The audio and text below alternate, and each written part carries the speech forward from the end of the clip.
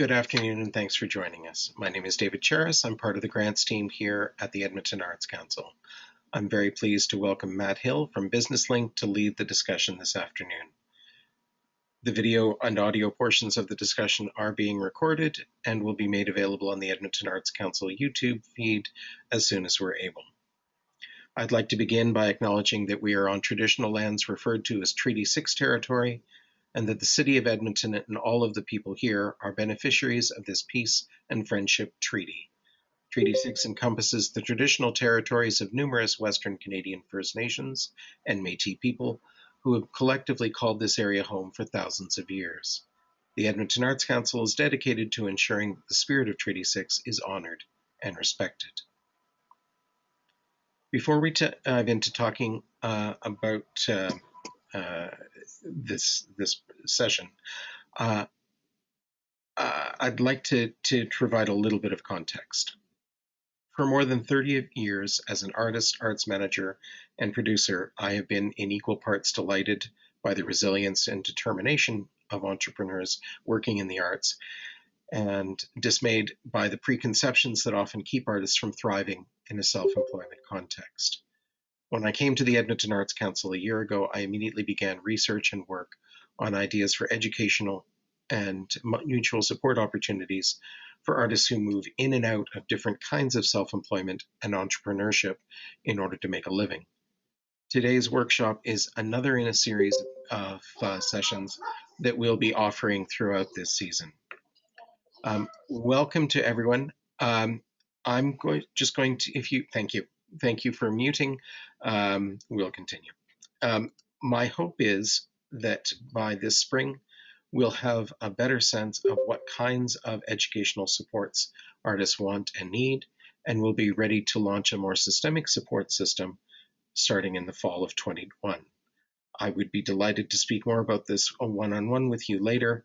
My phone number and email are listed in the chat function. You can reach out to me at your convenience. But to return to today's session, the City of Edmonton has been working to formulate a plan to help individuals and businesses move through this extraordinary period. Their ongoing and evolving process, labeled Reimagine, Recovery, and Relaunch, is the inspiration for today's session. We are pleased to welcome Matt Hill from Business Link to talk about how a return to fundamentals may be a perfect jumping off point for your future endeavors. Welcome, Matt.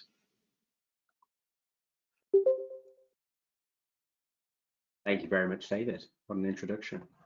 If anyone at any point has a problem hearing me or wishes me to speak slower or less in a British accent, just write it in the chat there and I will attempt to accommodate as best I can.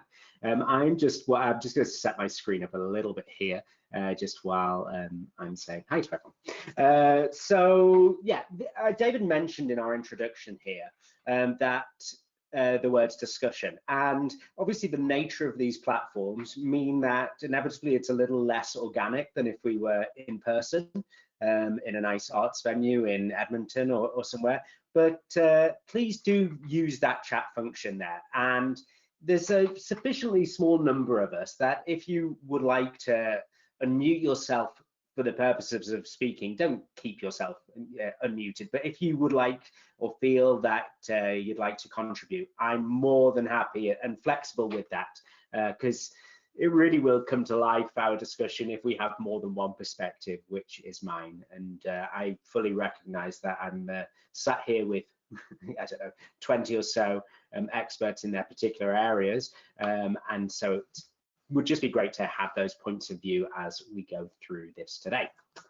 And I mean, I look to David, I suppose, as organizer here. If there are questions or comments that come up in the chat, which I don't notice for whatever reason, I'm chatting or in discussion there, just feel free to interrupt or add or find a suitable spot.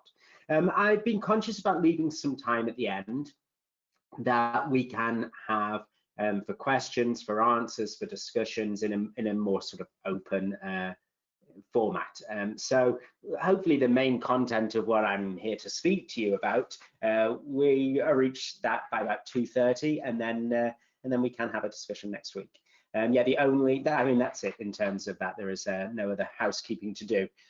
Thanks, David, for making that acknowledgement. And I think obviously today, especially, it worth really paying extra focus and attention and just reflecting on our position here as well.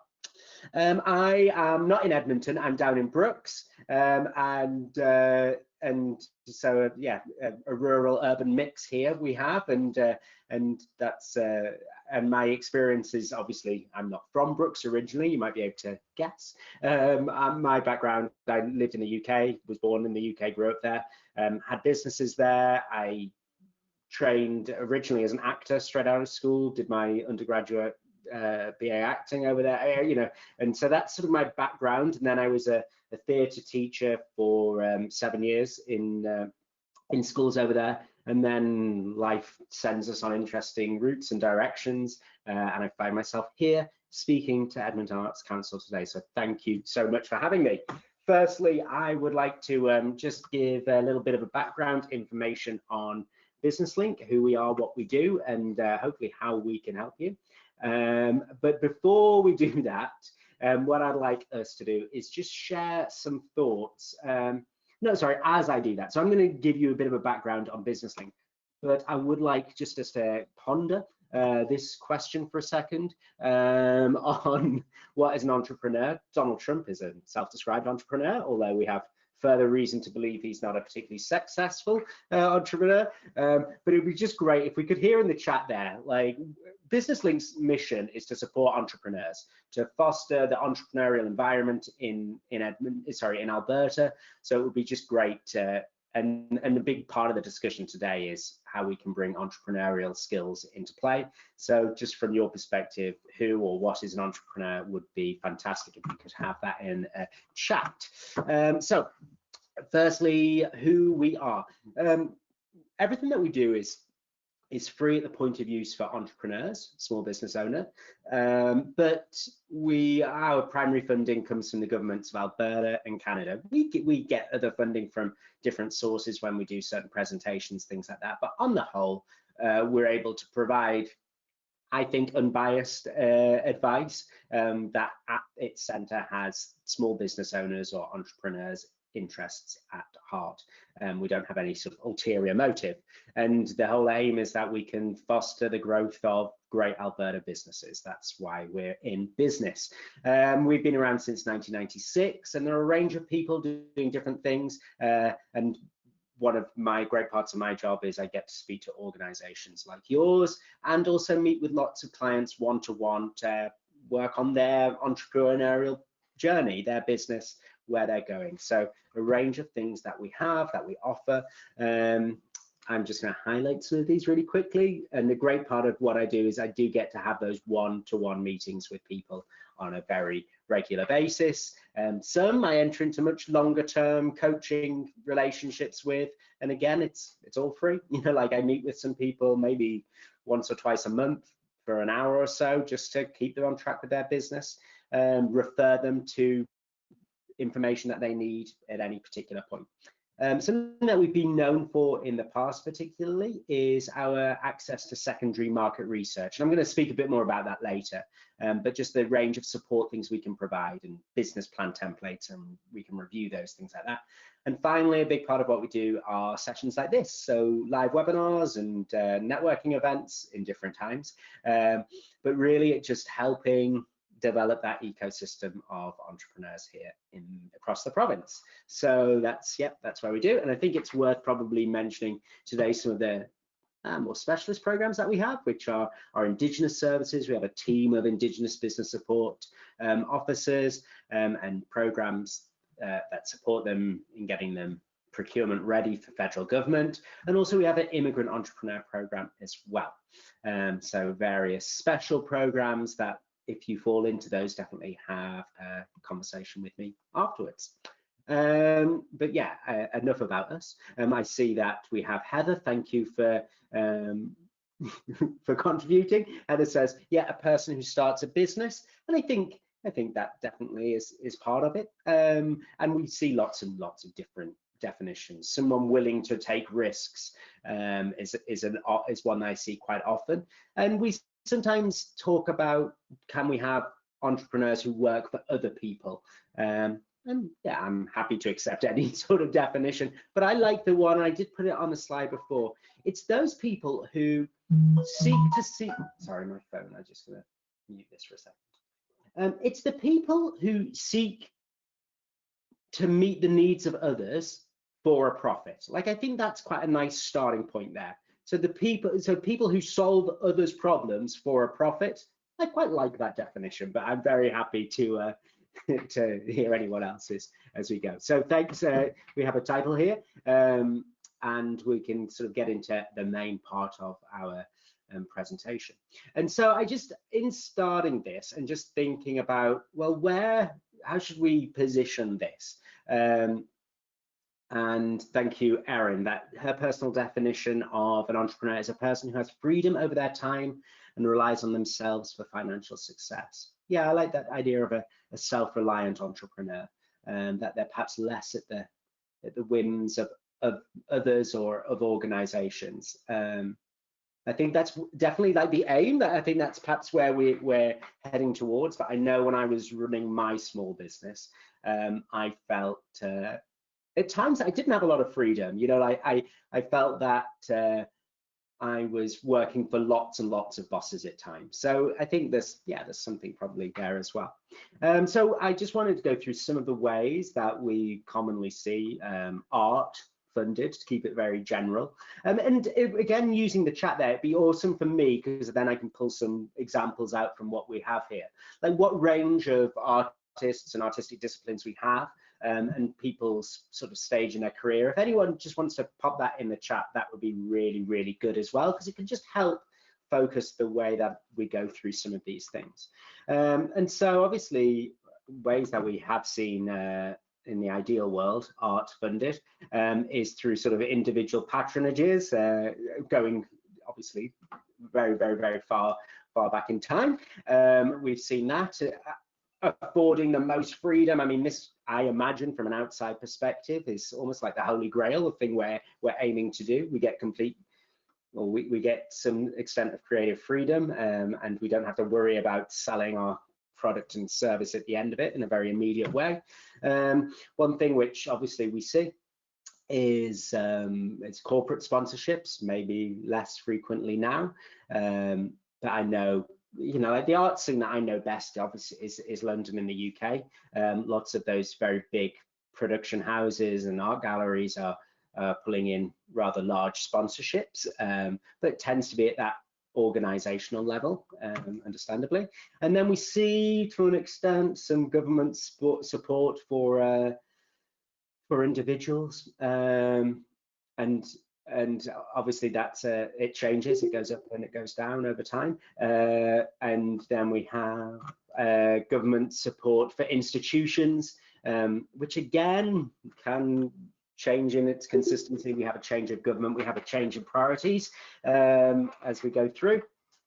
And then finally, and the point that we get to, I suppose, is we have artists selling their products and services directly, and that's through ticket sales or through selling a piece of art, or however that may be.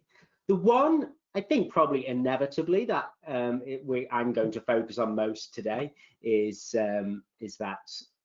that artists selling products and services directly. I think it's well, I mean, it's onto sort of my next slide here.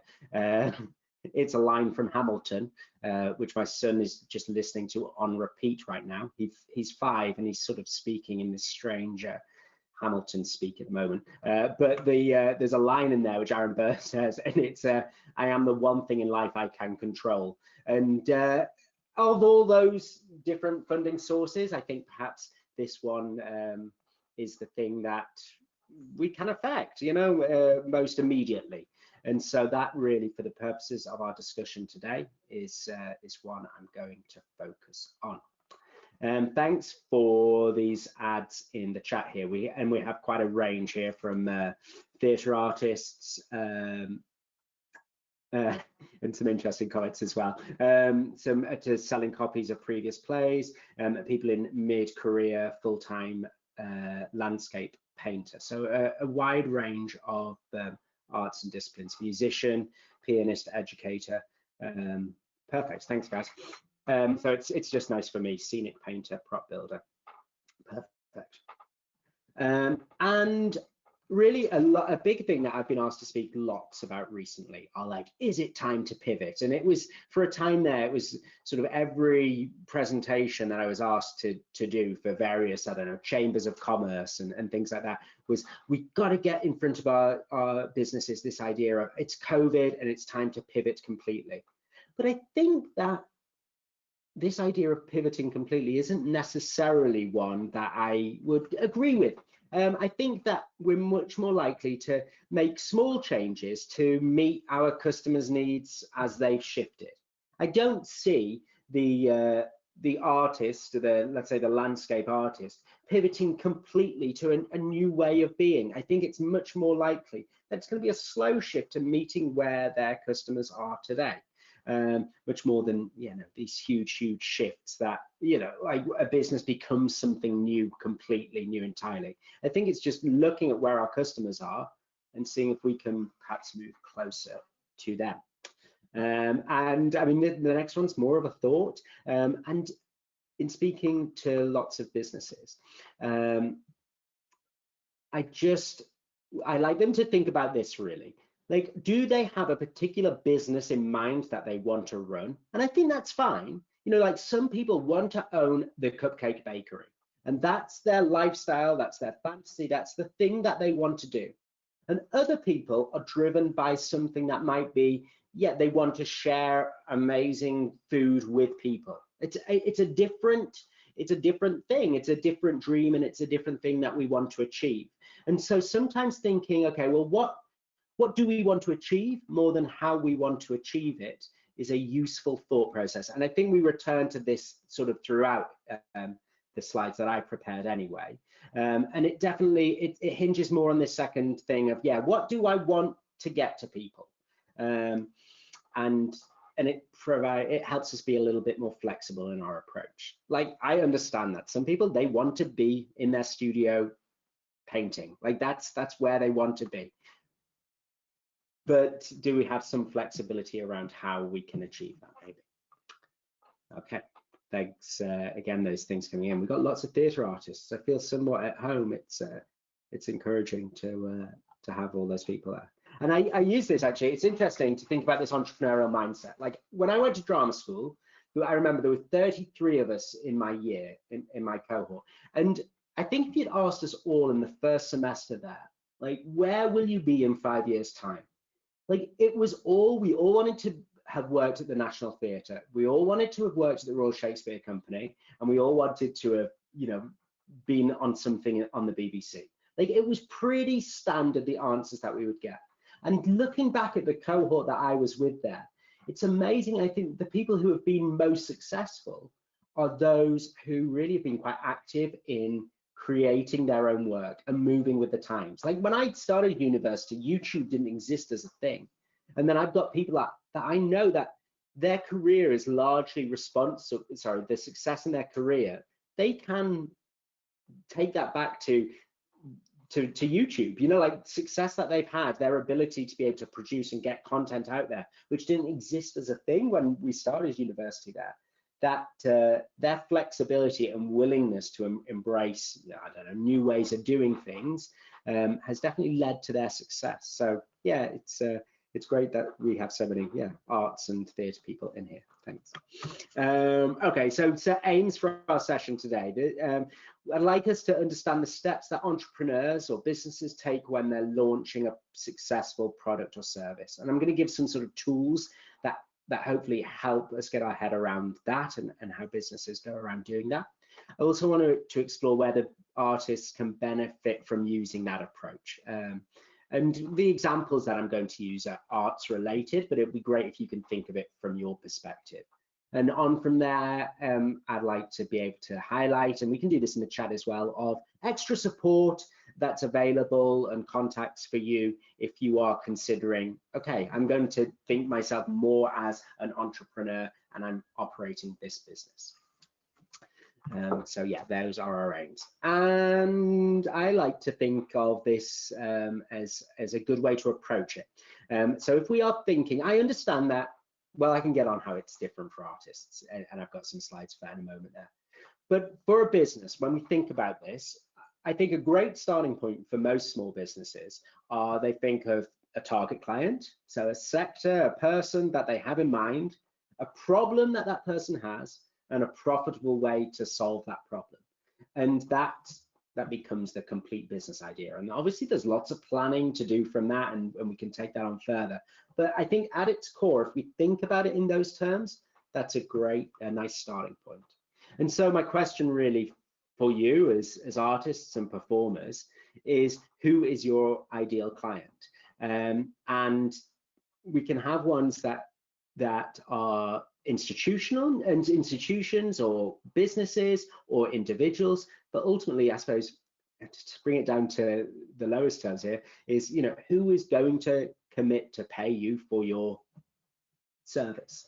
And so who is that ideal client? And by really, really focusing on them and their needs, we can start to hopefully serve them better and have a more profitable relationship with them.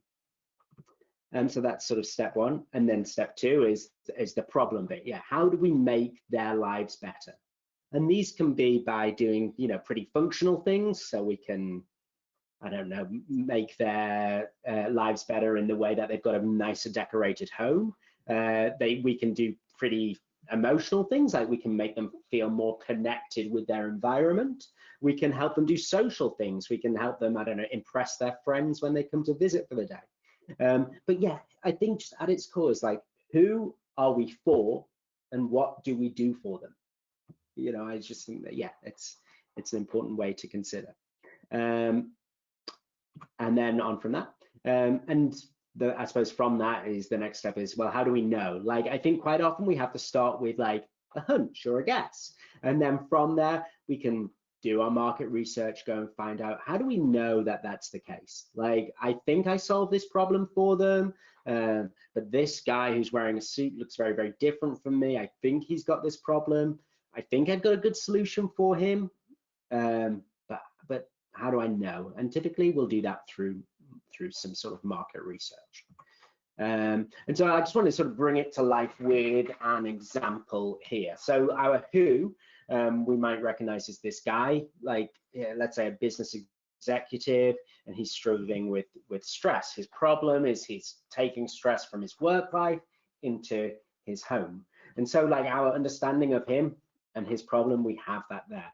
And then as a business, an entrepreneur or an artist, we seek to provide a solution for him. So in this example, it's a daily guided meditation with classical music accompaniment. So, you know, as an artist, I'm going to have to partner with someone who can work with me on this, maybe work on the technical aspects of it, maybe work on the meditation aspect of it. And then I have a business model where I sell him this service on a subscription basis. He gets his email, and that's the profitable way of solving his problem, hopefully. And there's obviously not just one way of solving that problem. We look to, you know, we could do lunchtime concerts, and our customer or client changes, in fact, from being that end user to maybe being a corporate HR department. And we host small concerts in their spaces at lunchtime as a way for their staff to de-stress and relax, but always focusing on, okay, well, what are the needs of our client? And obviously the needs of our HR departments here, very, very different to the needs of our executive. So by really positioning ourselves of whose problems are we solving, it's likely to sort of orient ourselves for greater success. And so there you go. Yeah, returning to that, the complete business idea. And I mean, I understand that at this point, I think for artists who are used to working in a very, very different way to this, I think quite often it's about creating and then an audience finding that work, instead of, I suppose, being more direct and thinking, okay, I am creating for that specific audience. It's a very, very different, I think for some people, it's quite a natural way of thinking.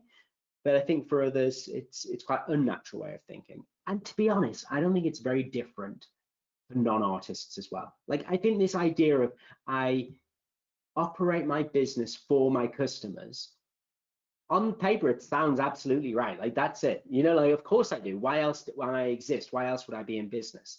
But I think when we get people who, it's their lives, it's their lifestyle, when we factor that part into it, it's never quite as simple as that. And so, you know, the guy who operates, let's say, a carpet cleaning business, yes, it's for his, you know, he's developing this for his clients, but he also needs to enjoy doing it. He also needs to get some sort of personal reward from it as well. So I think there's always that factor to consider. And I go into a bit more detail in our next few slides, sort of on that. And then what are the stages from that? So we've got our complete business idea. We have a client, we have a solution to their problem, and we have maybe a profitable way of making some money from it. So where are our next step? And here are some of the steps that I would suggest we take. So one is doing something called a business model canvas, which I'm going to go through in quite a bit of detail through the rest of the presentation here. So I'm not going to focus too much on that. And then there's some of the sections here of informal research, formal research, and then looking at creating some sort of business plan. Now, be interested to hear, and feel free to unmute yourself if you've got a view on this or if you have done this. How many of the arts community, or those people working in arts here, have created a business plan for themselves? You know, we're all probably self-employed or freelancers, things like that. How many people have created a business plan? I haven't, sorry, I don't know if you guys can hear me. I haven't actually created a business plan, like a formal business plan, but for me, it was sort of trial and error. And because I am mid-career, I've had some time to sort of work through trial and error. And I think my business plan isn't so much like a concrete plan as much as it is a moving target. So it feels like it is moving and growing constantly. Yeah. To sort of meet my clients' needs. But yeah, it's less formal. I feel the approach I've taken is much less formal than the approach I took when I was, for instance, I had a wine import and wholesale agency. Yeah. And the approach I took for that business was much different than the approach I've taken for my art making one. Just because, like, why? Honestly, I think because it was easier. I feel like my clients are more moving targets. It was easier to sell wine than it was to sell art. Yeah, absolutely. Yeah, good point. Yeah, I completely agree with you. Yeah, that flexibility is really important. I think probably for all businesses it's important, but I understand. Yeah, it is that moving target. I like that. I think we'll come back to that. Thanks. We've got Jamie here. I think business model is too specific for B2B, so I prefer lean canvas. We can talk about the advantages of those different tools, but I understand and appreciate that too. I think that's awesome. That's perfect. So let's just go through here these steps. Thanks for jumping in there, guys. So we'll come back to business model canvas, which we can go through, and it sounds like some people have experience of that as well, which is awesome. So the informal research, and it's really to the point that we've just heard, is we have that from our life. Like, we don't enter into this blindly. We are experts, probably in our market. We obviously have biases, things that we bring to it, but we know it and understand it pretty well. There are questions that for sure we can ask ourselves, and we can ask ourselves about our competition. Can we improve what we do? You know, like, has the marketplace just changed, period? You know, there are those things. But I just think these are the questions that we probably should just be asking ourselves on that ongoing, continuous basis. And if you are an artist or someone working in the sector who previously has worked for institutions and things like that, well, or organizations, you've probably done lots of research. You've seen other people and how organizations operate. That's what I mean, really. It's like that thing that if you were to leave art school, you don't know how this world works. It sounds like for most people here, they have that informal research at their fingertips. I mean, the second part of this is from that where we go and pursue a deeper understanding, and we do this, I suppose, once we've got our product or our service more mapped out. We might want to go and create surveys or have interviews or do observations where we're actively going and looking for answers that help us meet our clients' needs better. And these can be, and then the other part of that is secondary research that we see. Like Business Link, part of our funding comes for providing market research databases and information for smaller businesses that typically wouldn't be able to afford it themselves. And so we can generally find things on, you know, lots of sectors and industries that you wouldn't, it's not just there on Google, it's information that's been gathered and is relatively expensive. So if you ever have a need in terms of that, you can connect with me or someone at Business or any of our team at Business Link, and we can guide you through the type of information that may be available to you. So if you are thinking, let's say, I noticed we have a dance or movement instructor there, of, you know, like, is there the population in my town or area to open a new studio? We typically can pull data that would be helpful to you in making that decision. So that might be just business lists, or that might be number of dance nationally, the number of dance studios per population that we would expect to see, things like that. So there is good information out there, and some of it you need some help getting into. So yeah, feel free to connect with us on that. Perfect. And then obviously back to the point that we had there in the short chat, is we would then move into putting this into some sort of business plan. But to that point, I'm a big fan really of having it matched to like why we need it. So if we are creating a business plan and our plan is to go into ATB and ask them for a loan, it's going to be a very, very different document to that which was described there, which is much more of a, I don't know, I have it here like a personal roadmap, a way of us keeping ourselves accountable, keeping ourselves on track, setting clear goals for ourselves and our business. They just put such completely different such completely different documents, and I think as a result we should really make sure that we're not feeling I've got to make this business plan and it's got to be like, we do it for the purpose we need it. We don't use it as a way to torture ourselves. Like so often I meet with small business owners who are at a very, very early stage and they're like, well, yeah, I've got to write this business plan. And it's true, at some point they're probably going to have to write this big formal business plan if they plan to scale this up in any way. But to begin with, it probably looks much more like an action plan for them. And yeah, it doesn't need to, we don't need to pay anyone else to do it or look for it or anything like that. It's much more like, okay, how can I use this to help me in my business journey? So yeah, we do, saying that, we do have a business, we are in the process of launching like a business plan builder on our website. So if there is anyone who is at that stage thinking, no, I need something more formal, I'm going to need some funding for this idea, please feel free to reach out and you can be one of our beta testers of building something that's, yeah, a bit more formal in that way. And that's that.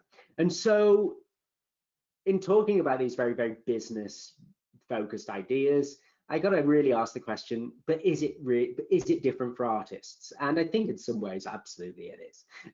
Because to that point, sometimes we are creating for our own artistic expression. Like, and it's not necessarily the case that I want to create for someone or have someone in mind. It is simply for my artistic expression. And I don't think in today's, I don't know, discussion here, it's something we need to go too deep into, but it's just, I'm saying it's something that I recognize. And with all of these things, it's okay, someone coming on from a small business organization and say, well, you've got to be customer centric and focused on their needs and solving their problems.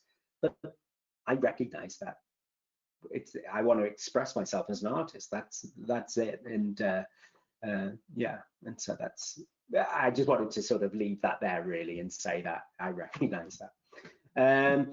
But from this perspective of business, I think sometimes it's useful to recognize that we all have like things that are guiding principles. You know, even very, very large corporate businesses will have things that they don't just bend to doing whatever. You know, they have a mission, they have a vision, they have things that they're not going to go outside of. I had an interesting chat with a very good friend of mine who is a photographer, And really, all he wants to do is actors headshots and corporate headshots if he has to.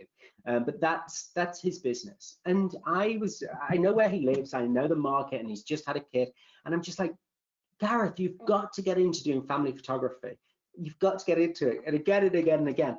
And I mean, from the outside, like, yeah, it's probably a much more lucrative market for him. It would be easier to enter it, all those things. But at the end of the day, like, that was one of his non-negotiables. He just did not want to do those. Like, that's not the world he wants to be in. It didn't align with him. It just did not want to do. So I think that, but by identifying them and maybe writing them down, having part of your plan, I think that's important, because then we can go, okay, well, where do I want to go? It perhaps can give us some sort of guidelines through which to approach this. And I mean, this is a way of looking at it. Obviously, for businesses and for very, very large businesses, like, their whole aim, their bottom line is rather simple, which is quite nice for them. It's to return maximum financial reward. Like, that's maximum financial value for their shareholders.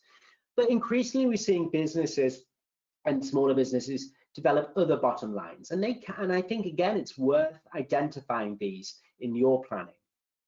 Yeah, you may have financial goals that you want to set, but what are your social or environmental bottom lines? What are those things that are so important to you in the way that you approach your business or your enterprise, that they're not going anywhere? Those are the things I want to track and that I want to measure.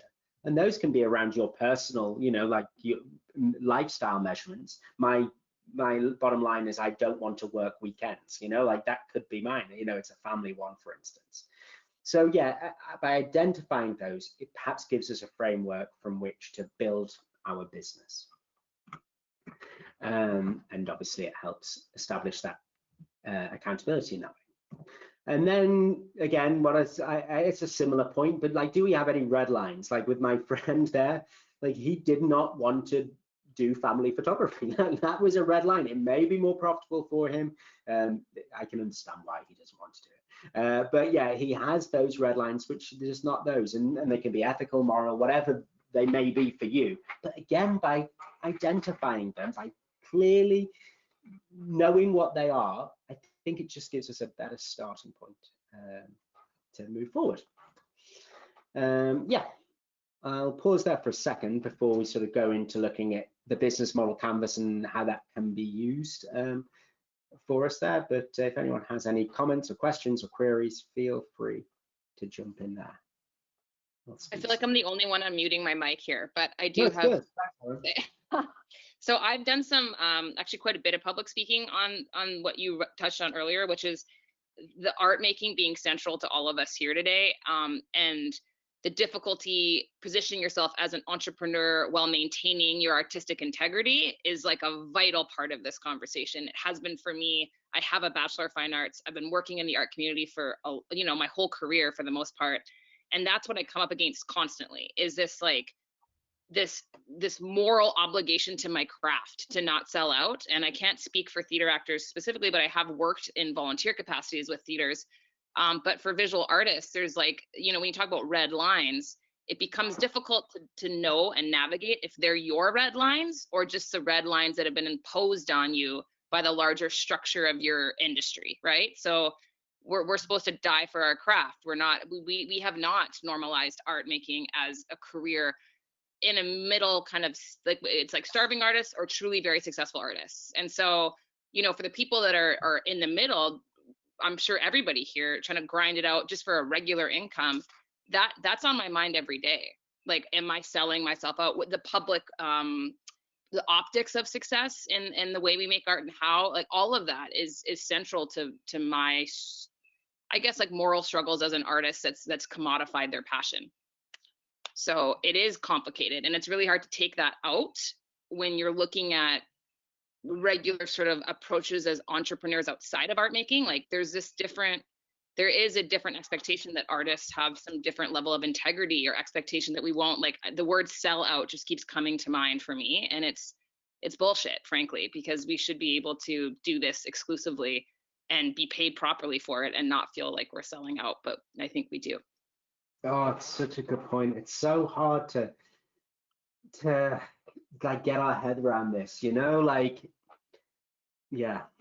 I think that just makes such a good point there. And it's one that I hadn't really thought about there. Of you sort of mentioned, not the community pressure, but like the pressure that is of the actual art, like the discipline, sorry, you know, like that brings its own thing. I'm thinking of this all from like a personal perspective of, yeah, will I feel like I'm compromising my artistic values? But I hadn't even thought of that. Actually, you are operating within an arts ecosystem where other people may have views about how you operate, or yeah, it's just another layer that doesn't exist in necessarily all other entrepreneurial endeavors. Like if there is it's like a thing hanging over certainly my head, and in a lot of conversations with other creative entrepreneurs, it hangs over their heads as well. Yeah, it definitely is something that doesn't exist elsewhere. Like I just can't even think of another industry or sector where that is like in fact it's quite the opposite, isn't it? You know, like it's how can I, yeah, it's quite the opposite in other places. Yeah, thanks for that, Erin. Yeah, and it's great to join in there. Misty comments, even what you paint sometimes it's are you painting what you want to paint, or are you approaching the subject because you think it's what others want you to paint? I do agree with Erin, it seems to saturate all areas of the visual arts. Yeah, I mean, this is my point of naivety that I bring from it. Like, is there a way of us supporting the more commercial work that we do, supporting the work that we want to do for our own expression more by the commercial work that we have to do? You know, like the actor, the Hollywood actor who does, you know, Avengers movies to fund his true love of, I don't know, doing things that are much, you know, doing theatre, off-Broadway theatre. Like, I don't know, maybe that's just like an unrealistic fantasy for most people. No, that's actually exactly what they do. And the Duplass brothers are a really good example of that. Like commercial meets independent projects. They say that in interviews. They speak to the fact that they understand and they've kind of like reworked the system for their favor. Like they'll do things that are very commercial, sitcoms, for instance, and then take the money from that and put it into their like bizarre subversive film pot, which they then use to, you know, feed their souls. So it's this sort of like deal with the devil. I hate to say that, but it kind of is. Like you sort of have to, you know, commodify what you can and then parcel out time to do things that you might feel are not commercial but bring you joy in some way. Yeah, and it's that. Yeah, it's a challenge though. Like I had a few friends who got into a bit of a cycle of being understudies for West End theatre, and they hated it. You know, like it ate their soul. But what it did, it gave them 3 days to be able to do other stuff, you know, and create content. But the hardest thing was it did affect how they felt and their ability to produce the type of art that they wanted to produce. Oh, it's interesting. Like it's an interesting discussion for sure. Sorry, my phone keeps beeping, so I'm just gonna make sure it's fully switched off. Misty, that's true. Even the Citadel does that. They'll use the money from the shows that sell out to fund shows they think the audience should see. Yeah, and I admire and respect arts organizations that do that. And I think quite often without public funding, that's very, very, very hard to do. You know, like, and I know even on like amateur theatre, they'll do a show where, you know, they'll do Oliver or Annie, where you know you're going to get all the parents coming in, the grandparents that sell tickets, and then the next time you can do something that's maybe a little more what you would like to do. But it is hard. And Angie says, I think it's exists in theatre as well, at least for me and my experience as a technical person. It's easy to do jobs that pay the bills, but it's easy to get sucked in. Everyone can read, so I don't know why I'm reading this. And not get to work on the projects that you challenge your creativity and you want to do more of.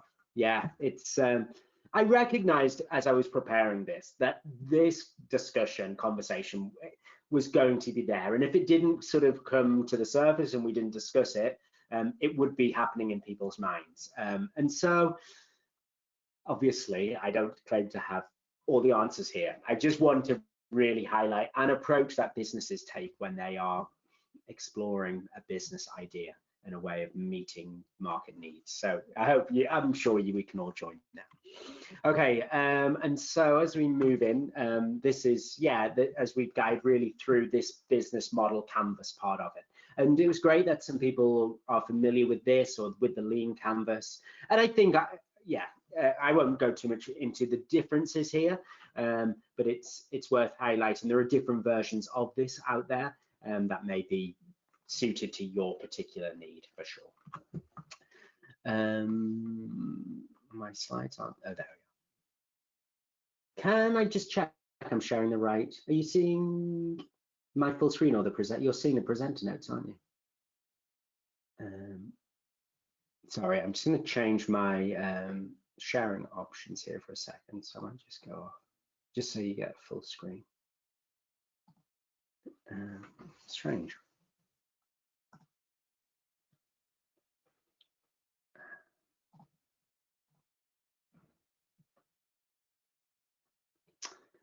What am I doing wrong here?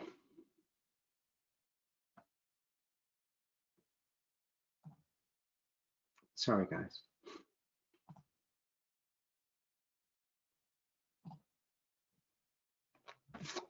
Okay.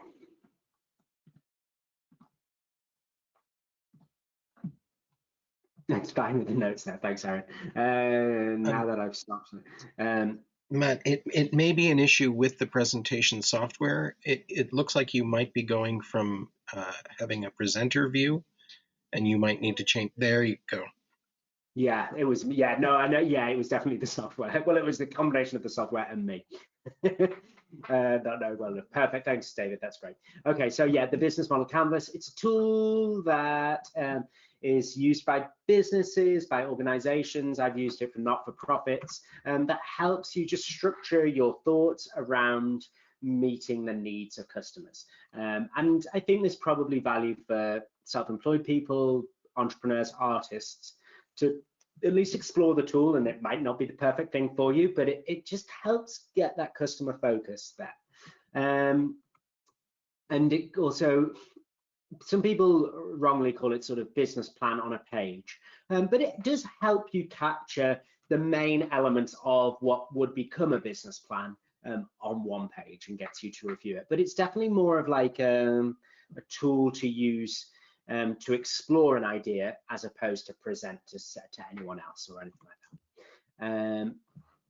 And then it's a good tester, you know, like we can use it to work out maybe kinks or problems in our idea, things that we need to address, maybe things that we've not thought about. So it's just a good way to get us to consider our thoughts in a bit more detail. And this is what it looks like. So it's a 9-box system, we call it that. We'll spend probably most time in this area and in this area discussing these, but I think we can have some interesting discussion around revenue streams and partners and things like that for the examples that we have and that we can bring to it. From a business perspective, like for lots of people, they're developing a completely new business when they use it, but we also see for existing businesses or entrepreneurs when they're developing a new business, a new product or a new service. So you might be thinking of that from that perspective, I would think, for lots of people there.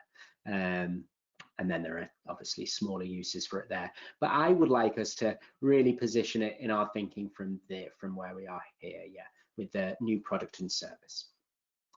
And I've got an example which I take us through here, and it's sort of arts-based example, but we can sort of highlight as we go through. So the most important, and this is sort of step one here, is, and it's back to that, the unique way we solve people's problems. What customers, problems, or needs are you satisfying? What are you solving? And what unique value do you bring? That's the unique value proposition of your business or your artistic endeavor. It is the thing that sets you apart from different people. and different businesses. And it's really, really important, I think, to have a very clear grasp on what that is. How do I do that? I'm not just another lighting designer, or I'm not just another dance instructor. Like, what is the thing? Why do people come to me? Why do my customers come to me? What do they like about what I do? And I think a good way to think about this, obviously the word unique is in there, but like, what would be the thing for someone else to come along and be most difficult for them to copy? What couldn't, what couldn't they easily copy and do? That's a good way to sort of think here. And we'll go for, I'll sort of show you an example. When I had my son's now 5, but when he was very little, there's this business and it's called Bach to Baby. And I mean, this picture sums it up a little bit. It's classical music events and concerts for babies and toddlers, things like that. And so this is the sort of example I'm going to take us through here. So this is the fantasy of maybe what it actually is. Yeah, so all these. This was me, and this story actually, this was at Buckingham Palace. I'm not making this up. And so they did like this special event there where you could take your thing. And this, my little son, it's a 9-second video, but this is the marketing image. This is the reality. Let me just share this.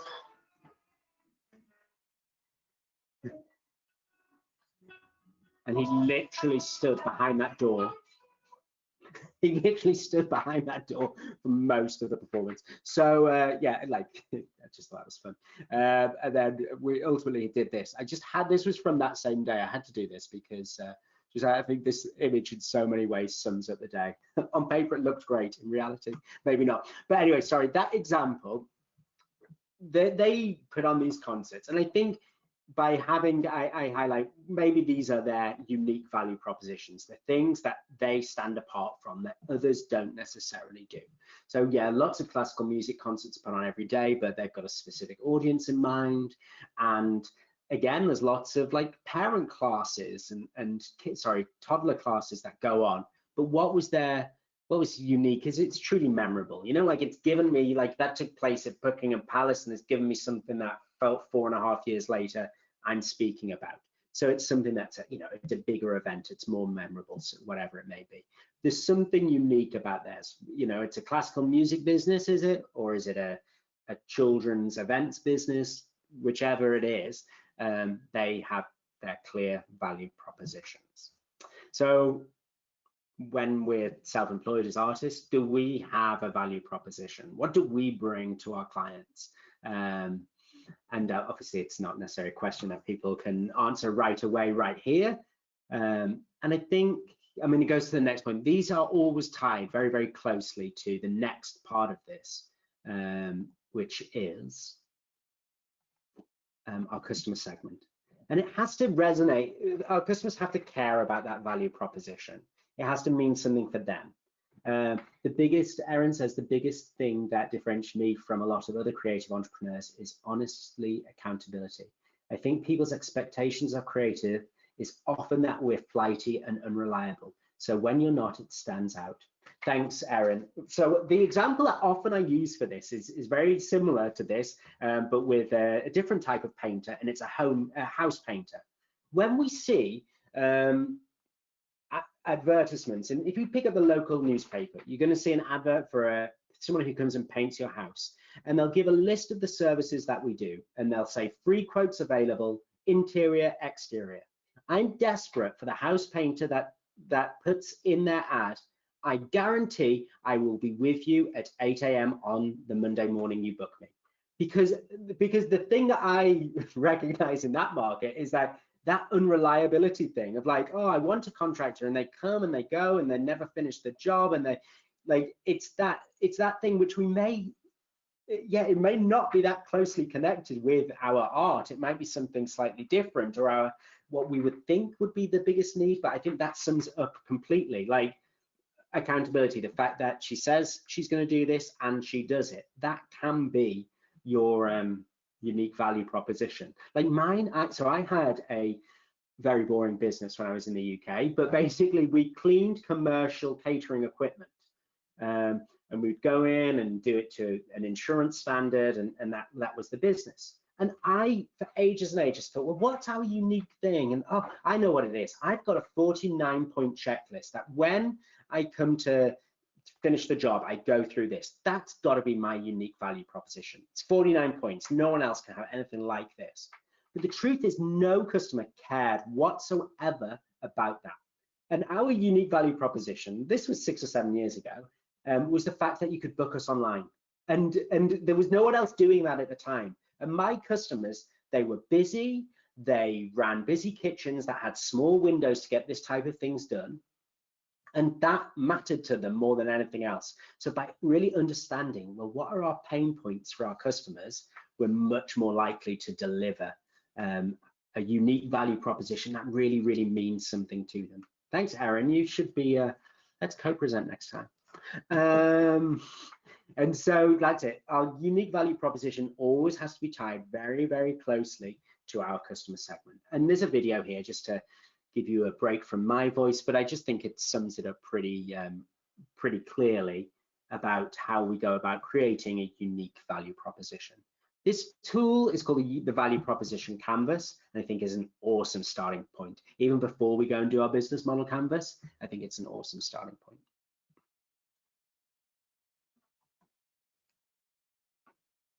Every day, companies design products and services to improve their customers' lives. But 72% of new product and service innovations fail to deliver on expectations. This means that customers don't care about 7 out of 10 new products introduced to the market. It doesn't have to be this way. Just like you create value for your business with a business model canvas, there is in fact a tool to intentionally visualize, design, and test how you create value for customers. It's called the Value Proposition Canvas.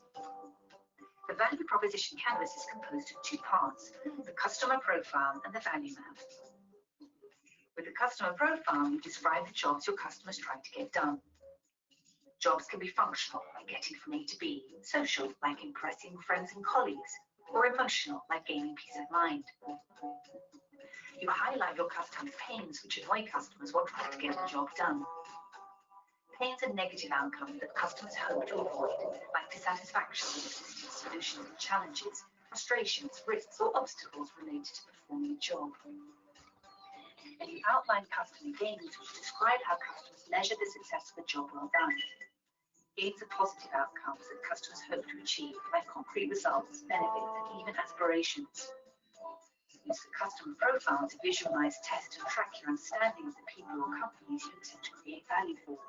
It's a map that becomes clearer the more you learn about your customers. The second part of the canvas is the value map. With it, you list the products and services your value proposition builds on. You describe in which way these products, services, and features are pain relievers, how they eliminate, reduce, or minimize pains customers care about, making their life easier. And you outline in which way they are gain creators, how they produce, increase, or maximize outcomes and benefits that your customers expect, desire, or would be surprised by. The value map makes explicit how your products and services relieve pains and create gains. Use it to design, test, and iterate your value proposition until you figure out what resonates with customers. You achieve this by creating a clear connection between what matters to customers and how your products, services, and features ease pain and create gains. Great value propositions target essential customer jobs, pains, and gains, and do so extremely well. Your customer profile may contain countless jobs, pains, and gains, but your value map highlights which ones you intend to focus on. Don't forget, an outstanding value proposition can still fail if your business model is flawed. Successful companies embed outstanding value proposition in scalable and profitable business models. Use the value proposition canvas to create products and services that customers want. Get started at strategizer.com.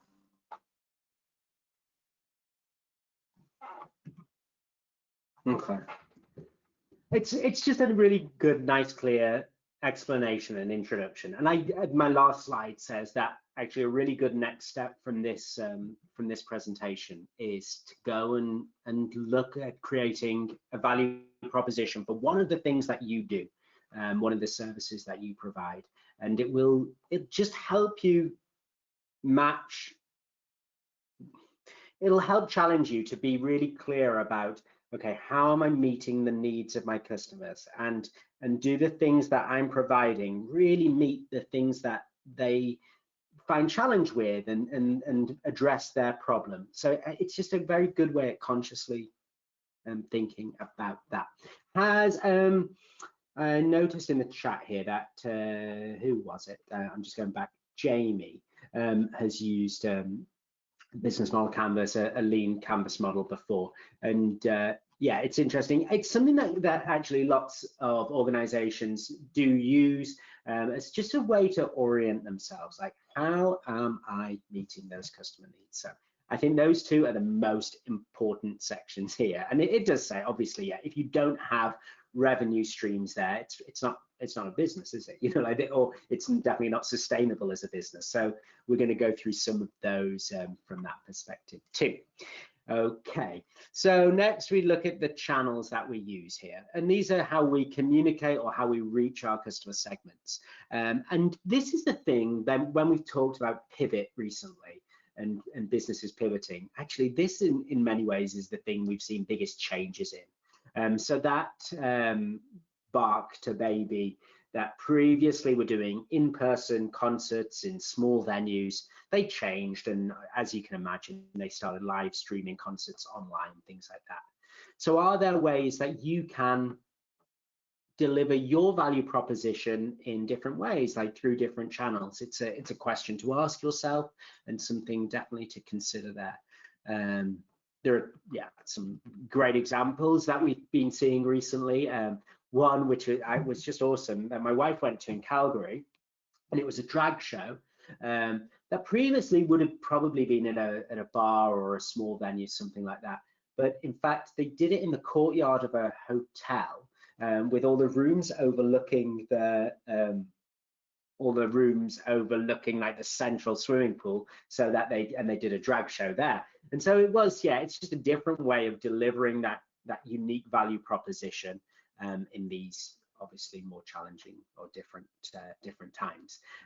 So yeah, are there ways that you can sort of innovate in that way? Because for some businesses that becomes their unique value proposition. If I go back to the example of my kitchen cleaning equipment business, really the channel at which they could communicate and I could reach them through the online booking became my unique value proposition. So is there a way for you that is? Like, is there a way of doing, yeah, lunchtime concerts in corporate places? There you go, your channel changes, and that's therefore your unique value proposition. Okay, and then for, like I gave the example there, sorry, my screen here. So the example as I used here was the Bach to Baby, and like I said, they went for started to do their concerts online. My screen's not changing here, sorry. Okay, there we go. Yeah, so do you have different ways? Are you innovative in that way?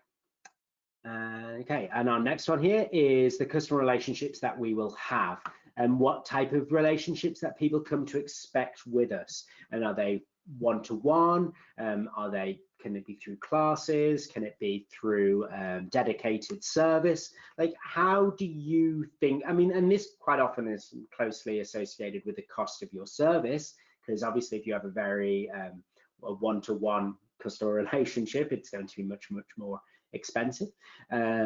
So yeah, what's your way of relating to your customers? And by mapping that out and having that on this on your business model canvas, it's going to help you get a better understanding when it comes to working out your cost structure specifically.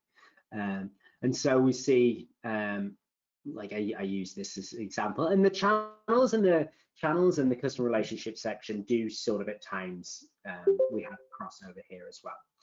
Maybe we've got someone in the chat. Oh no, someone joined us. Okay, and so I just use different examples here. For some, is there dedicated personal service? Do we have self-service and automation? What are sometimes it's just worth mapping out our customer journey with us as we go through that. And because with Bach to Baby in that example, they have a website, they have a social media presence, they have online booking, but when we go, there's a personal experience, and they greet us and they talk to us in that way. So it's just it's important to just identify what are your relationships and how do you operate your business in that way. Okay, and so we go on to our next phase here, which are, interestingly, the revenue streams. And I think this is what we have most experience in playing with and in working out, okay, well, what are those different ways that I can generate revenue? And we see in recent times lots of innovation in this way, from people moving from one-off fees to subscription services, and having customers. Yeah, there's the Royal Court Theatre in London. They always used to do, like, Monday night was pay what you can night, and they always, I discovered afterwards, they made more on those nights. People paid on average higher. The average was higher than on the non-pay what you can nights. So that's interesting. Like, are there ways of innovating your revenue streams and how you generate money in that way? I don't know, has anyone done any sort of like crowdfunding, or like, is anyone on, is it Patreon? Has anyone used that platform? I'd be interested to know people's success with that. It's me again. Hi. I've never used Patreon. I do know people who have used it successfully. For me, I was able to grow a fairly organic audience on Instagram, which is an immeasurable tool that helped me build my success. It was just, people really engage with it. And so, like, the metrics of Instagram for me have been very good. But something that I did that I see a lot of artists do during COVID was to scale down what I was doing. So to make a price point that was more accessible. And it seemed like it was, I don't want to use the word deal, but like, you're making a deal. So you're doing, 10 or 15 limited edition small scale pieces that would be 1/10 of the cost of a larger piece that I would normally sell. And so, like, you were saying, like, doing small engagements with corporate clients for the theater and people or the musicians or whatever. And that's probably something on the same level, like just taking what I was doing, making it smaller and having it still feel like it was special because it was limited. So I don't do prints, but I do small runs of small pieces, I guess. And the response was very, very big. Like, people were very grateful to have sort of smaller access in, but because I was worried that I wouldn't be getting the larger clients as we moved through COVID. So I didn't use Patreon, but I did sort of do that. Yeah, and that was through Instagram primarily, like. Yes, absolutely, yeah. Yeah, I suppose of just being innovative and willing to try those different ways of, yeah, like, my ideal may have been in the past to sell large pieces, or to, I don't know, perform at particular venues and be paid. Like, is there a way of being a bit more flexible there? Heather makes the point that the Patreon seems high for those starting out. But I mean, is it a percentage base, or is it like, do you have to pay to be on the platform? I would be interested to know. Hi, it's Heather. Yeah, it was a percentage. I don't remember how much it was. But yeah, I looked at it and I thought, this is going to cost me a lot of money. The point is to make money. So the model for them is you put on, I mean, I'm not overly familiar with the platform, so you say who you are and what you are, and then people become your patron. Like, is that and then Patreon take a percentage of that? Is that right? Essentially, like, people can make one-time contributions, or they can set up monthly or weekly. Yeah, it's kind of similar to Quickstarter, except that there's no deadline to it. Like, people just can support you on a regular basis, or like as a one-time thing. Yeah. And yeah, then depending on the plan you pick, they take a percentage of that. And I think for like the lowest, it was 10%. Which, I mean, like, I have a YouTube channel. I haven't really devoted a lot of time to it, and like it just scared me, like how like the like how big a following do you need before it actually starts to pay for itself? Yeah, it didn't really sell me. I have a comment about that. I would agree with you, Heather. My sister does Patreon, and from her research, Patreon works really well when you have a YouTube channel, because Patreon doesn't really promote you other than providing you a platform for which to have people give you money, they collect it, and then they give it back to you. They don't do any promotion. Like, they don't have any really good channels where they do, like, they have a thing where you can search people, but it's not like they have like an Etsy thing where they feature people or anything like that, right? So I think a lot of people who are successful on Patreon come with big followings already. And the YouTube link, it tends to be a lot of people, from what she said, is a lot of people will post to YouTube and they'll do like smaller sort of like teaser things of what they're up to. So people who only want free content can have that, but then people who want things that are more in depth will come over to Patreon and pay for the more in-depth version.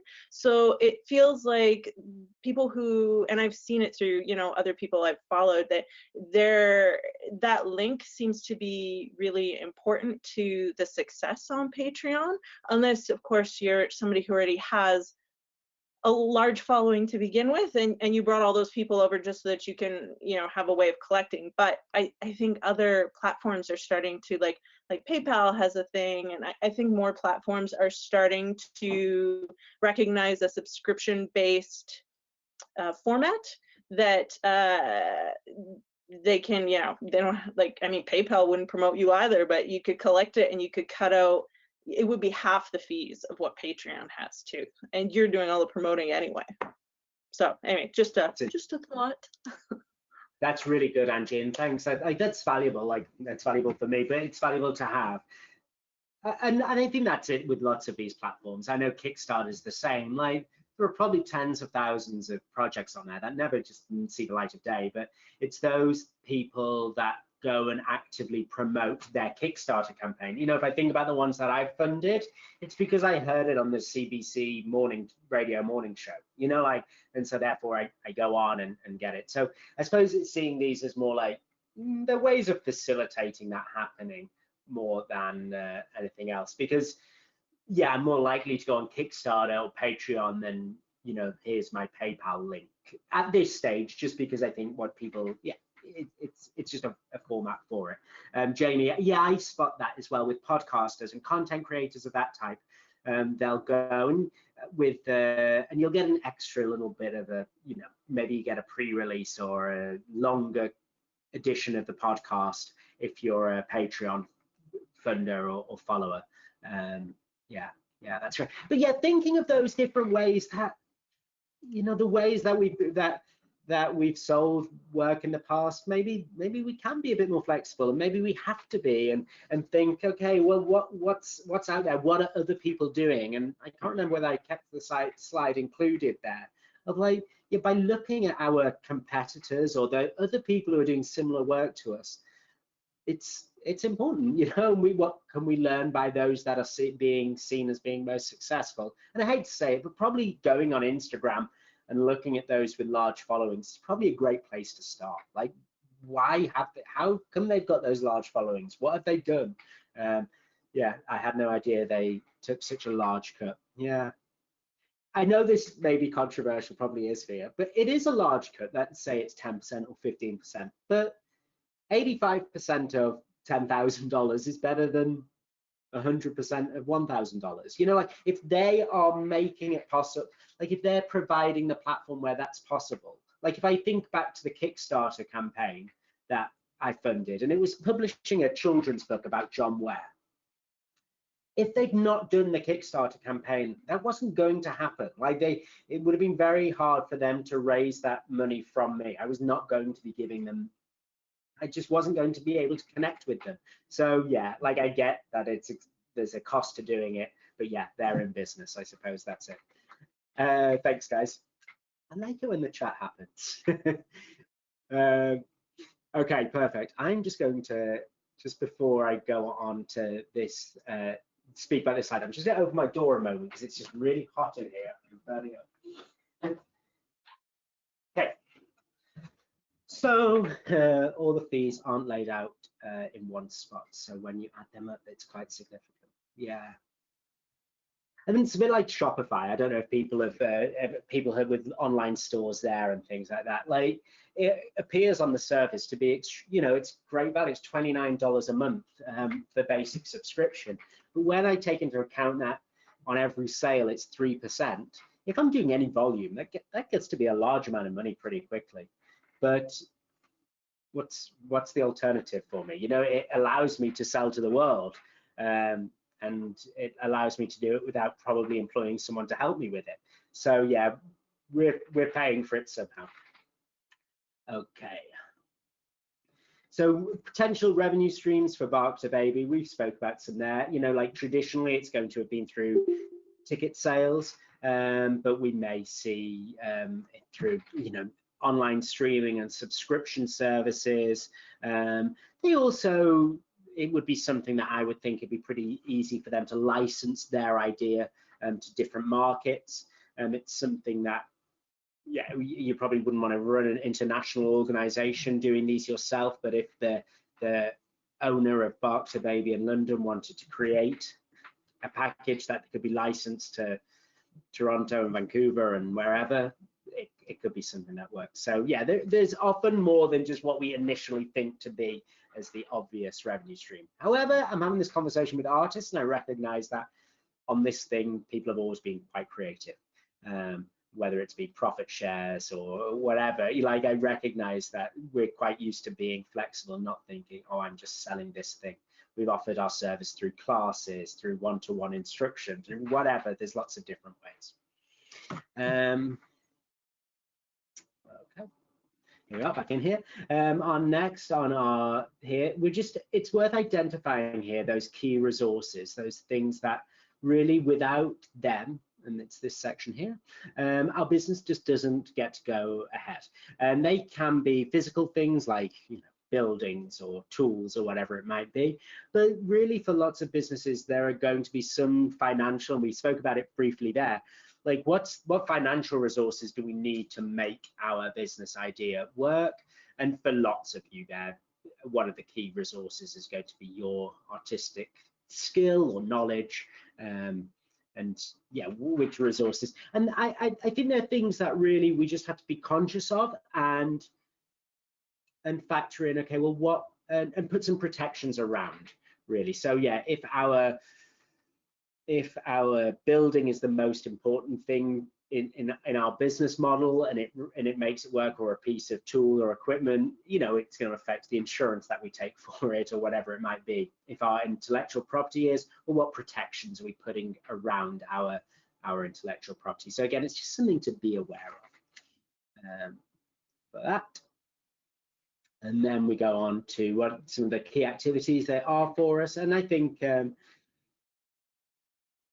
are some which are common to all businesses, and I don't think they probably need to be included here in a very way. So like financial management, like all businesses have to manage their finances, and probably marketing. I can't think of many businesses where marketing is not a consideration. So what are the key activities that you or your staff will be doing in your creative business to generate the profit? And it's, again, we identify them here and see how well they contribute towards delivering the value proposition.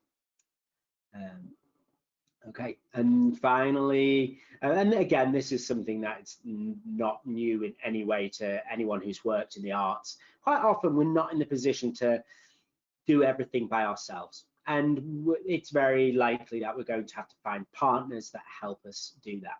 And for lots of businesses, partners may include like big suppliers. But these are likely people that you're working with on a very, very regular basis that couldn't be replaced easily. And so if you do have like, I'm trying to think of a good example here from like the arts business, you know, the arts industry, but if you have Well, let's go back to that example of the classical music and doing the meditation, audio training, things like that. Well, the classical musician needs that other person, you know, they need that therapist or whoever's going to be doing the meditations part of it. Sorry, the meditations part of it. So people who, to your business model, they are really integral parts. It's worth identifying them here in the business model canvas. And obviously we spoke about this very directly in the Patreon example, but what are our costs associated with delivering that value? Obviously they're going to want to be minimized as much as possible, and by really looking at them in this stage, at this point, you're going to be able to identify, well, what are the essential costs in delivering the value to the customer? Because I'll use the example here, back to the bakery example.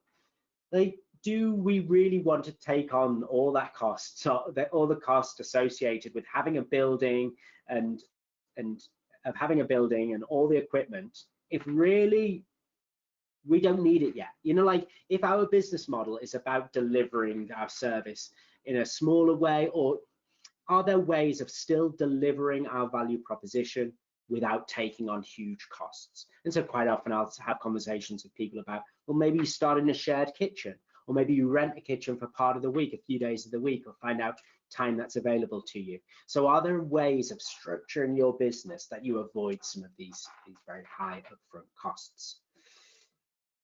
And then eventually, this is an example, and it's not an arts example, but it's done for like a lemonade stand, where we'll have, like, I've captured on our page here a clear outline of what our business is going to look like and who we're going to serve. These value propositions aren't very good examples, by the way, that's why I didn't sort of use it throughout, but you're going to have your value propositions listed, your key resources, and it just gives you like a starting point. Okay, how do I now make this work, turn this idea into something that's more of a reality? But like I include this here because I think that it all has to start with this. It has to start with the value proposition.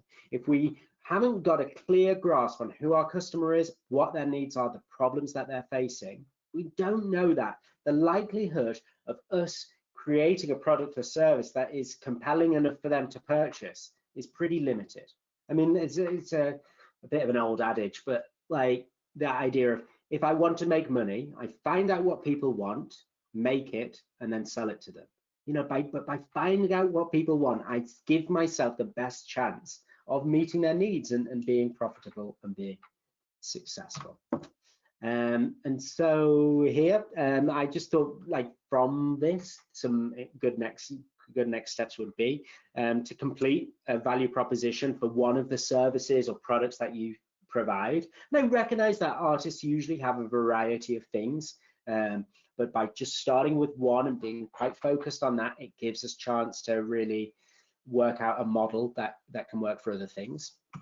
And then we go back to, okay, well, what are our bottom lines? What's the framework that we can work with inside? What do we want from our lifestyle? What do we want in terms of profit? What aren't we willing to sort of negotiate? Where don't we want to go? And I think it's okay to have those. I think it's important to have those. And then you can I included this line because it just connects to my contact details.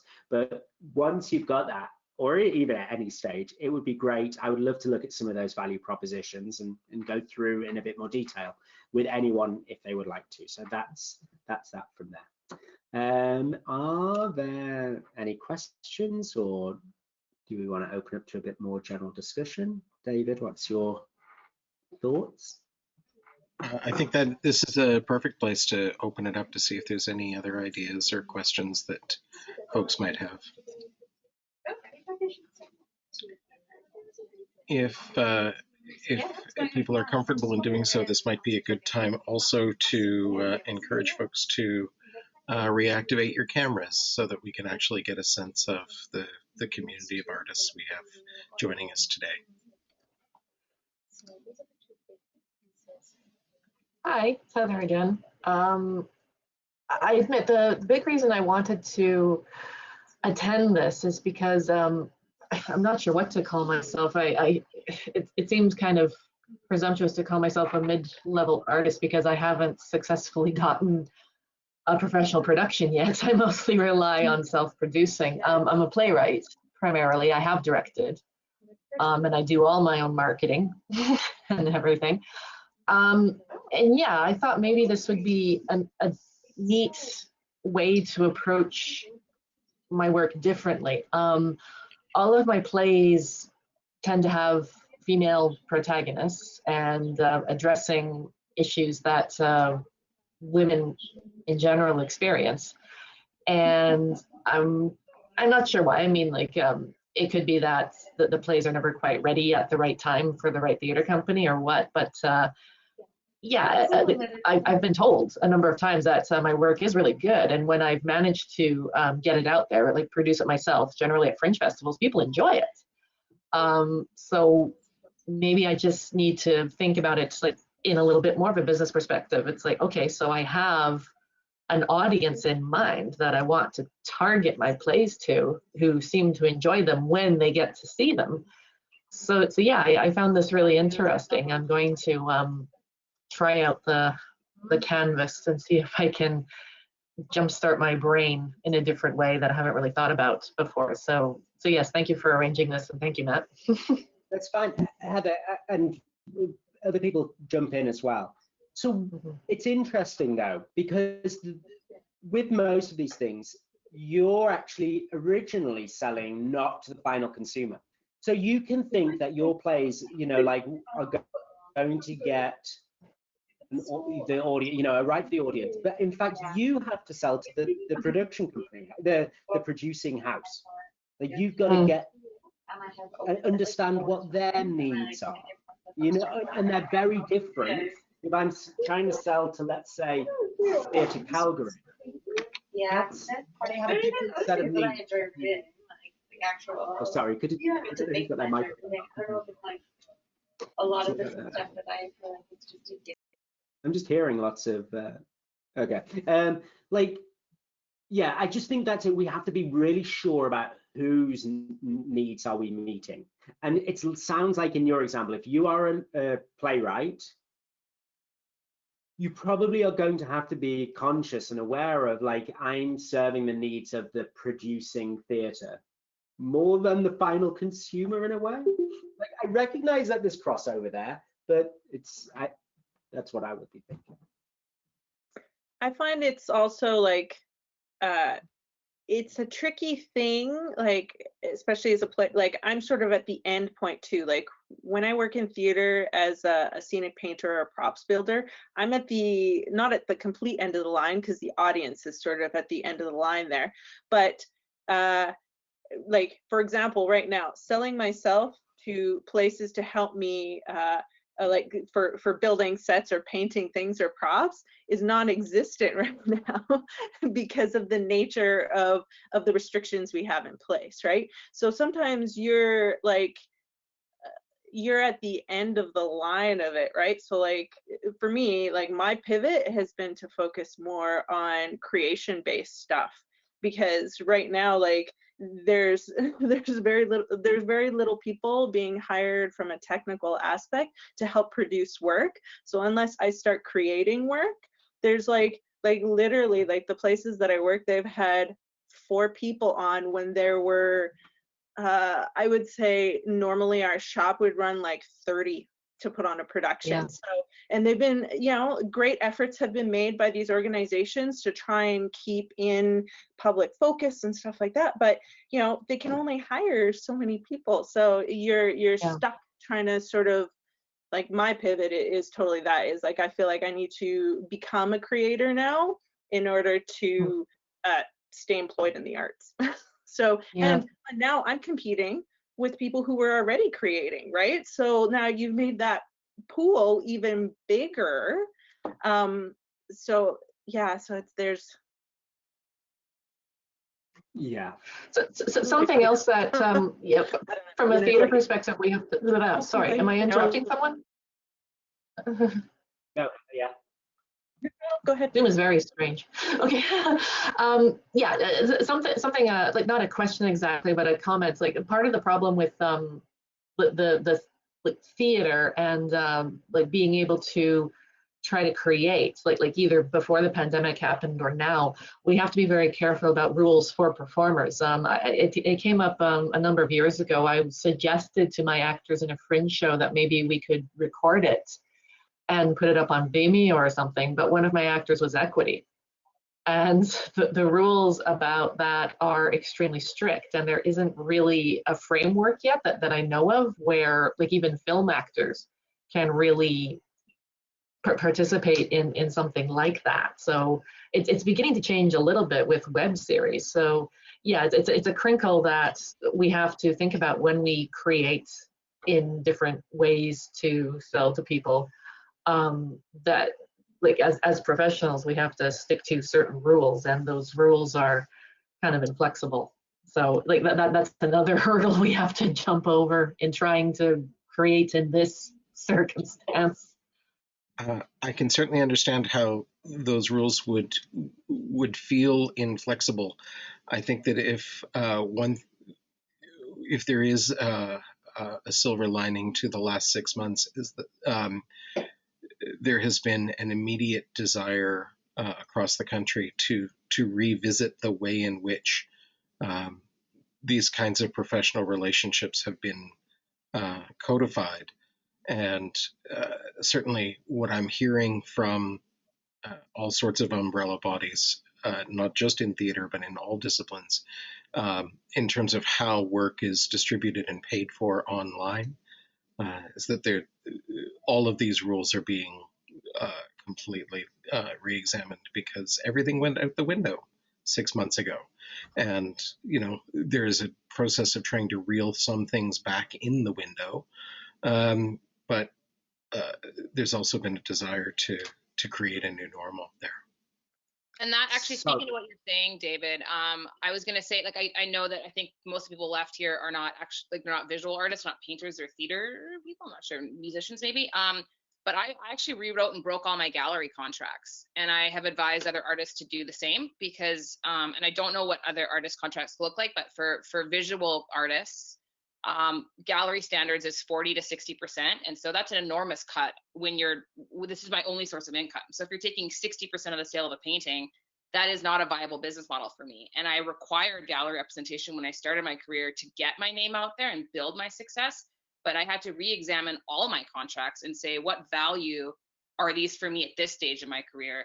Because I don't think I can justify giving you 60% of the sale. I don't think I can. And those conversations were really hard to have because I don't know anybody else who did that. And I was worried all the galleries are going to be like, no, and drop me. And that's not what they did because they're worried about their own businesses. And so challenging the traditional way of being, the business of making art and selling it has been also instrumental in not dying for me during this. Like just saying like what the worst that can happen is they say no. And that was what I was going for afterwards anyway. So it's like, you don't want to represent me, I'll self-represent. But and I think a lot of creatives fall victim to this, where we are at the receiving ends of some pretty unfair contracts and they've always been like that. Agents take a huge cut, galleries take a huge cut. I have musicians who seem successful and they are in debt because they have to pay out everybody except for themselves at the end of the day.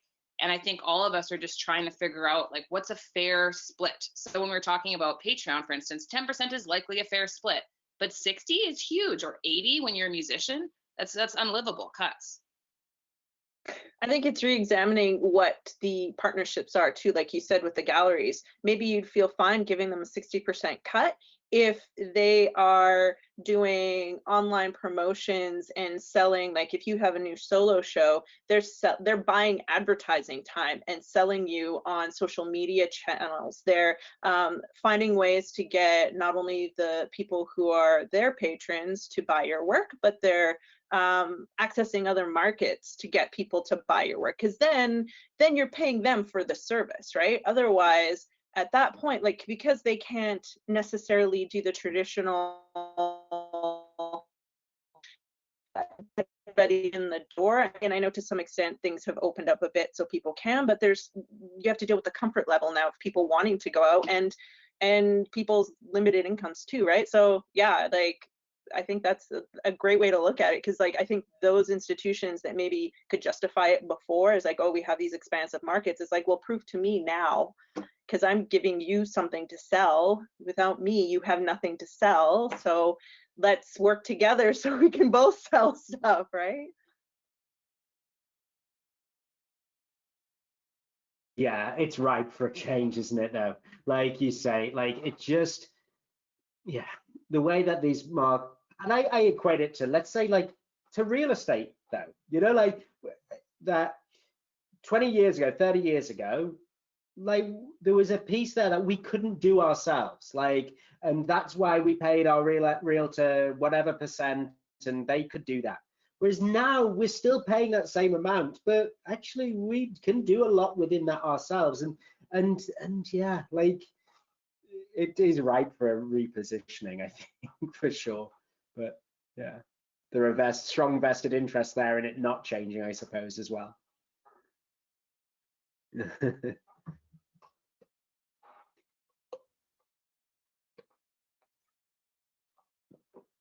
Perfect. Wow. All right. Well, I just want an art pimp. I want an art pimp. I would love for somebody to want to make money off of the things that I can do and sell me, you know, this is what I want in my soul. I want an art pimp.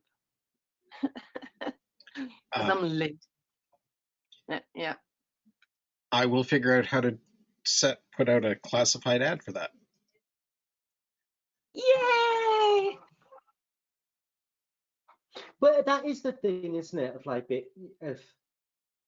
yeah, it's a whole set of skills that as an artist, and you know, I think about my actor friends, like they want to act. They don't want to spend time marketing themselves and like having a website and, you know, and even creating their own work. They don't want to. They want to be given work. They don't want to be a content creator. They want to go and act in people's plays. That's what they train to do. And yeah, who was it here? In the comments is really good from Jamie. It's interesting to me here about there's a challenge in getting artists to understand if they are trying to sell, they're running a business. But sorry, the comment is there is a lot of complaining that no one buys art. I mean, that's what it does sometimes come down to. A little for me is like we can complain that no one buys art, and we complain and okay, well, let's, if we accept that, how does that move us forward? You know, like we have to go, okay, no one's buying my art now, what do I do about it?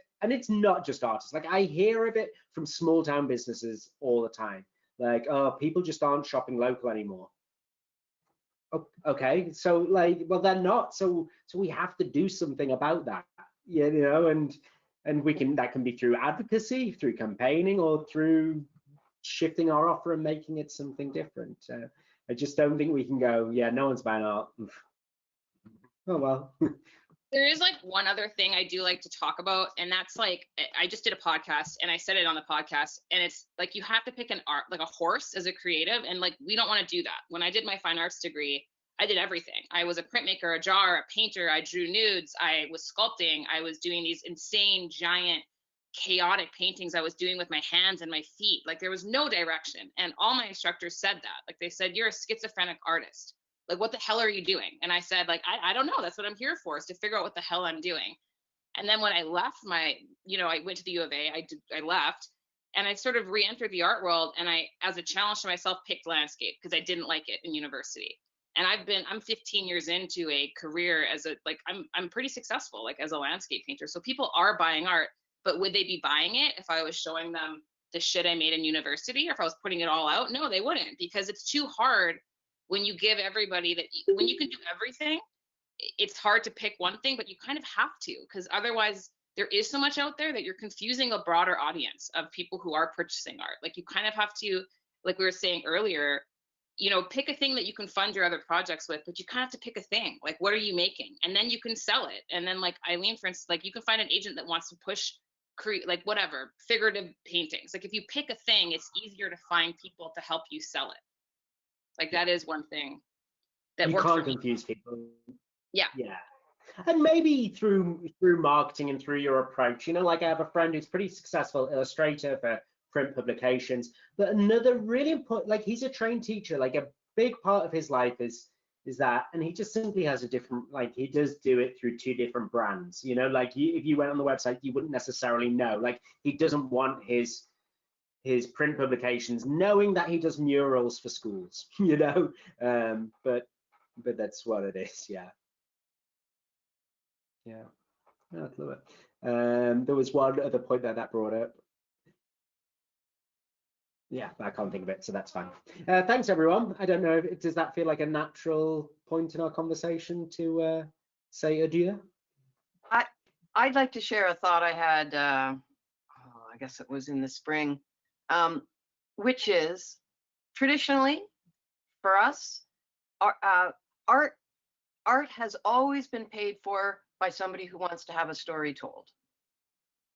Art has always been paid for by somebody who wants to have a story told. This goes back to the church, it goes back, and sometimes the people who want the story told is ourselves, the artist. So when I'm telling the story I want to tell, I'm the one who's paying. And if somebody else decides they like my story, fine. But art has always been paid for by somebody who wants to have a story told.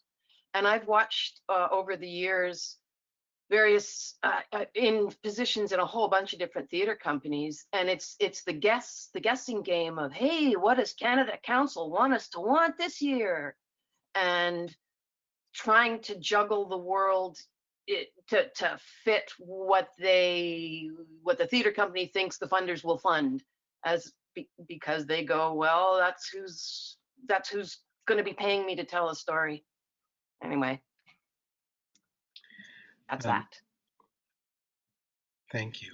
I'm going to briefly plug the very series that you're participating in. We're going to be doing a session at the beginning of November on social media marketing, which is, let's be honest, the kind of marketing that most of us can actually afford to do.